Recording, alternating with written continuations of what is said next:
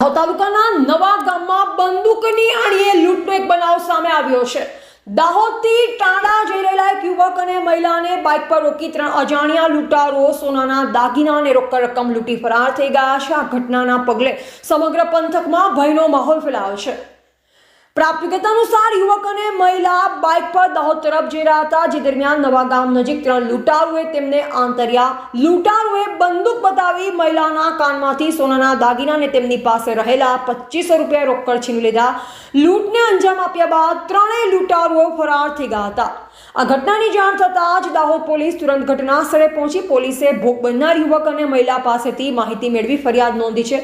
લૂંટારોને પકડવા માટે પોલીસે તપાસનો ધમધમાટ શરૂ કર્યો છે। આસપાસના વિસ્તારમાં નાકાબંધી કરી વાહન ચેકિંગ પણ હાથ ધરવામાં આવ્યું છે। આ ઘટનાના પગલે દાહોદ પંથકમાં કાયદો અને વ્યવસ્થાની સ્થિતિ પર સવાલો ઊભા થયા છે। અહેવાલ ભૂપેન્દ્રસિંહ બારિયા સાથે વિજય ચરપોટ, ભારતીય સ્મિતા, दाहोद। शो बना बनियो से तुम्हारे जोड़े यहाँ आए और 3 जने आए और पास से आए, बंदूक दिखाई और ये पकड़ के कान के ले गए। क्या क्या ले गए?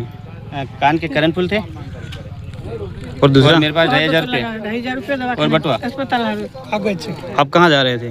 हम अस्पताल जा रहे थे गुणा में। और वो कितने लोग थे और कौन सी गाड़ी लेके थे? 3 थे। 3 गाड़ी गई थी, काली गाड़ी थी पल्सर। तो आपको उसने नीला उसके पास हथियार थे कि नहीं थे? उसके पास बंदूक था, कट्टा।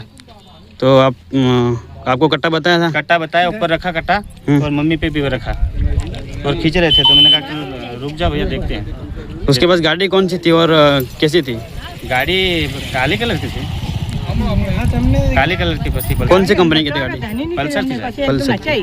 और आप के कहाँ भाग के गए वो? वो पीछे पीछे से आया, पीछे भाग के गया।